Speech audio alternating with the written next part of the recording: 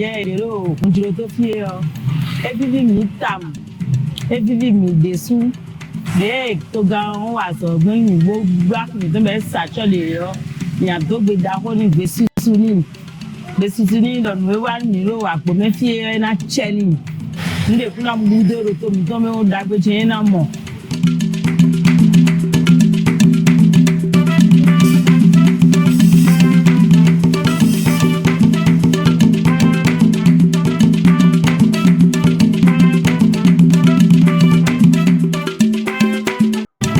Pon mi tam bo ali bonto de la tedo tinti ya bo kun la ye no de kaka mo di blaja yi mo la ele ta lo mi yo so i ma bo nene bo mi yi be yi e do mi no adado de me o police de me e maki de me o mu bi so be da ki o me mi o mi mo do mi bi api o me ti on mi de bu na ko do mi an me na to pe ton to gan gbọ́dọ̀ máa wò náà sí àlọ́tàn tó jì í rú.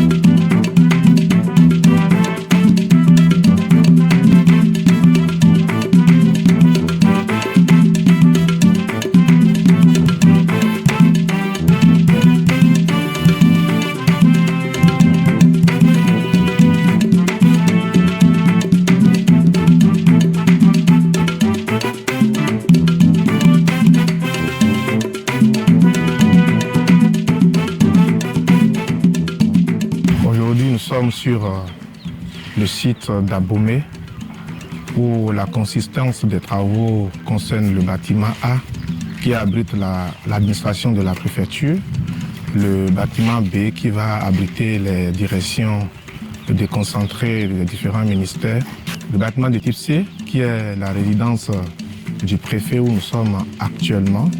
Mais aujourd'hui, l'ensemble des travaux évolue bien tel que vous le constatez, le gros œuvre est terminé. Et les travaux de second œuvre d'aménagement VRD sont en cours. Il faut dire que le projet cité administrative, c'est une nouvelle vision imprimée par le chef de l'État et dont les objectifs vont permettre de rapprocher les citoyens des administrations afin de faciliter les différents services qu'offre l'État à ses administrés.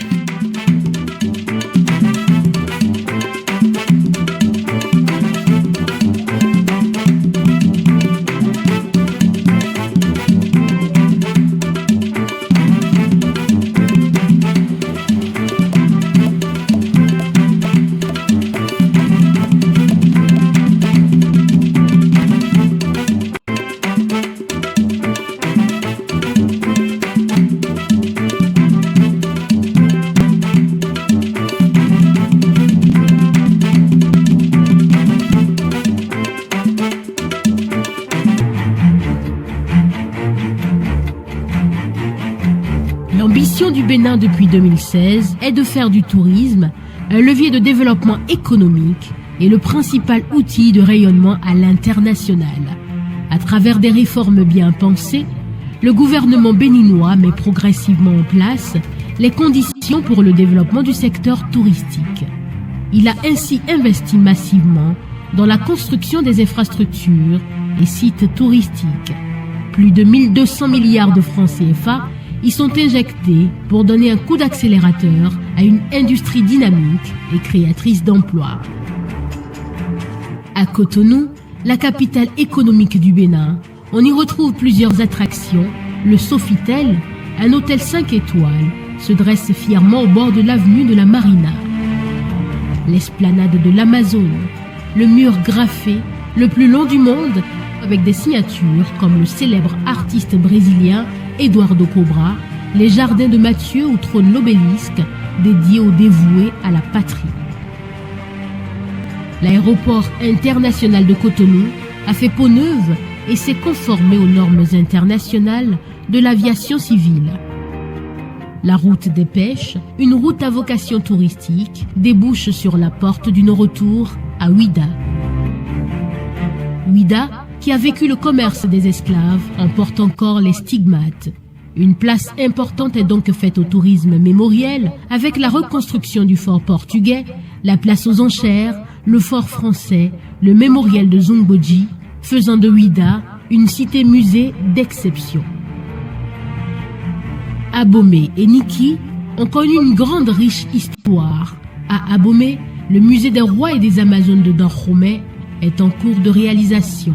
5 palais royaux seront aussi réhabilités. Les travaux de reconstruction du palais royal de Niki et la reine de la Ganie ont démarré. À Porto Novo, jadis grand royaume aussi, la construction du musée international du Vaudon et la réhabilitation des musées adandés et romains permettront d'avoir une meilleure compréhension du Vaudon. Il est de même pour la route des couvents Vaudon et la route des Tatas. Les Tatas sont un type d'habitation caractéristique du nord-ouest du Bénin. Ganvier, la cité lacustre, est un patrimoine unique au monde. L'ambition du Bénin est de faire de ce lieu une destination authentique, atypique et originale. Le plus grand parc animalier de l'Afrique de l'Ouest se trouve au Bénin. Le parc de la Pendjari veut entretenir cette réputation. Pour y parvenir, le gouvernement béninois a confié sa gestion à African Park, une référence en matière de conservation animalière et de gestion de tourisme de safari. Une brigade de protection et de sécurisation de parc, les Rangers, a été créée. Le renforcement de la sécurité du parc est une priorité du gouvernement. Des travaux d'extension des lodges et de bungalows sont réalisés afin de permettre une immersion totale en pleine nature. L'attraction de la destination Bénin est aussi soutenue par l'organisation d'événements identitaires de grande ampleur. Le Bénin s'est engagé depuis 2016 dans une transformation considérable de son cadre de vie qui, à nouveau, accroît l'attractivité de notre destination. La construction des infrastructures routières, l'assainissement de la voirie sont déjà une réalité palpable dans plusieurs villes. Le touriste qui foule le sol béninois y trouve une population accueillante et conviviale. Sur le plan culinaire, il a le choix entre les restaurants qui proposent des spécialités béninoises ou des saveurs étrangères. Le Bénin est un pays prospère et dynamique où l'énergie électrique est disponible. La couverture en eau potable de 70% actuellement passera à 100% bientôt. Sur le plan sanitaire, le centre hospitalier international de Calavi, un hôpital de référence qui dispose d'un plateau technique ultramoderne, est en cours de livraison. Le Bénin est un pays de services. Le commerce de proximité s'est développé avec la construction des marchés urbains et régionaux, où le touriste pourra y trouver accueil chaleureux et qualité des produits. Pour permettre une très grande diversité de produits, nous avons construit un marché de gros à l'image de celui de Rungis en France. Le développement de l'Internet haut débit, présent sur une très grande partie du territoire, facilite la dématérialisation des services. En matière de qualité du service touristique, le Bénin a déjà programmé la construction d'une école des métiers du tourisme, de l'hôtellerie et de la restauration de niveau international. Des programmes innovants pour les guides, les professionnels de l'hôtellerie et de la restauration ont déjà été entamés. En partenariat avec la Banque mondiale et l'Organisation mondiale du tourisme, l'OMT, l'ensemble de la structuration du droit d'exercer, du classement des hébergements, des restaurants de tourisme, des licences d'agents de voyage, de guides, de débit de boissons a été construit et va faire l'objet de décrets d'application. Les comptes satellites du tourisme ont fait l'objet d'un travail pointu avec l'Institut national des statistiques et de la démographie et les experts de l'OMT afin de créer les outils de la connaissance et du pilotage de l'activité touristique. L'accès aérien n'est pas oublié avec l'implantation de nouvelles compagnies comme Corsair, Chrono Airlines, Benin Airlines, qui sont désormais présentes au Bénin. Enfin, de nouvelles agences touristiques ont aussi vu le jour pour créer toutes les conditions du succès durable de la destination Bénin. De la vision à la réalité, bienvenue au Bénin.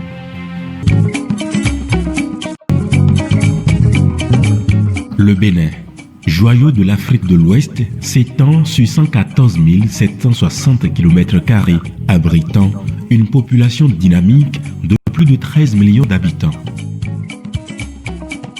Au cœur de cette nation, l'économie florissante repose sur l'agriculture, avec le coton en tête, représentant 45% des recettes d'exportation et soutenant la vie de la moitié de la population. Depuis 2016, sous la vision éclairée du président Patrice Talon, le Bénin a entrepris des réformes audacieuses pour créer une chaîne de valeur exceptionnelle pour la filière cotonnière. Ces efforts ont propulsé le pays au rang de premier producteur de coton en Afrique de l'Ouest avec une impressionnante récolte de plus de 587 000 tonnes pour la campagne cotonnière 2022-2023.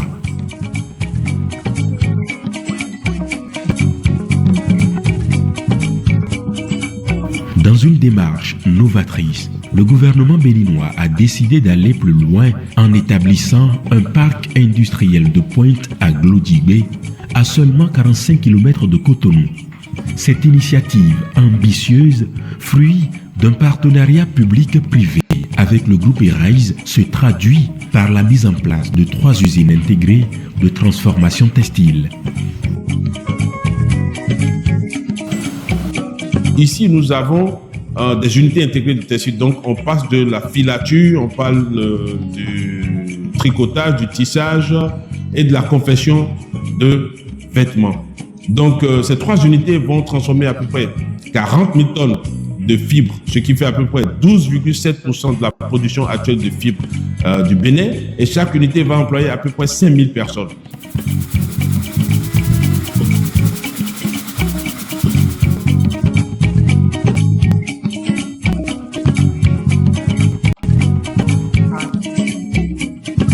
Au sein de cette zone économique spéciale, une véritable révolution s'opère, faisant du Bénin le pionnier en Afrique dans le domaine des industries intégrées du textile. Cela signifie une transformation complète de la fibre du coton jusqu'aux vêtements, permettant des économies d'échelle sans précédent. Dans d'autres pays, notamment le Vietnam, l'Inde, l'Indonésie, etc., ils ont souvent des unités de textile qui transforment séparément. C'est-à-dire que vous avez une unité qui va faire la filature, une autre unité qui va faire le tissage, une autre unité qui va faire le tricotage et une autre qui va faire la confection de vêtements. Ici, nous avons des unités intégrées de textile. Les 23 usines d'égrenage sont le premier maillon de cette chaîne, suivi de la filature, du tissage, de la teinture jusqu'à la coupe et à la confection. 2 unités de confection de vêtements sont déjà opérationnelles, offrant des emplois à une main-d'œuvre qualifiée formée pour répondre aux exigences de l'industrie textile moderne. C'est par le biais d'Azoli. On s'est enregistré et après on a suivi un test. Et c'est après le test qu'on a été recruté par l'ANPE pour venir ici. On fait sizing. Ça consiste à joindre l'habit du haut jusqu'en bas, des 2 côtés. Je remercie le gouvernement béninois pour aider les jeunes à gagner l'emploi au Bénin. Et j'invite toute la jeunesse béninoise de ne pas négliger cette opportunité et de postuler chaque fois, d'aller à l'ANPE, déposer leurs dossiers chaque fois et ils seront appelés un jour. La finalité de cette formation, c'est pour permettre à ces jeunes d'acquérir des compétences nécessaires pour pouvoir coudre des habits qui répondent aux exigences internationales, comme des t-shirts, comme des polos, comme des chemises, comme des leggings, des culottes etc. C'est bien. En fait, ça me permet de me prendre en charge, en fait. Aujourd'hui, je peux dire que c'est un boulot qui me permet de me situer dans la société et tout. Donc, c'est une belle opportunité. Les autorités béninoises ont créé un écosystème propice à l'investissement avec des conditions avantageuses telles que l'accès à l'énergie, à l'eau, des infrastructures routières de qualité et une fiscalité attrayante. Nous avons voulu nous appuyer sur ce que nous avions de mieux que les autres, ce que nous avions de spécifique, qui est la production en grande quantité et en qualité d'un certain nombre de produits. Nous voulons nous appuyer sur ces forces pour transformer ces produits afin que, au niveau de toutes les chaînes de valeur, nous puissions capter, nous, la valeur ajoutée et ne pas laisser la valeur ajoutée à d'autres pays qui importent nos produits, qui les transforment chez eux en créant des emplois, en créant de la valeur ajoutée et en créant tout un ensemble d'activités de sous-traitance qui leur permettent en fait de se développer.